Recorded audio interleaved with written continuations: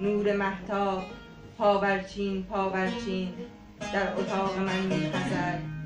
نسیم پرده پنجره‌ام را تکان می‌دهد. برگ‌ها در هم می‌پیچند و راز دیدار امشب ما را با هم هچ می‌کنند. ای یارم، به من نمیگویی چه کس راز این دیدار را فاش کرده؟ چه دستی در این نیمه شب بطه شب بوی این خبر را نشان داده؟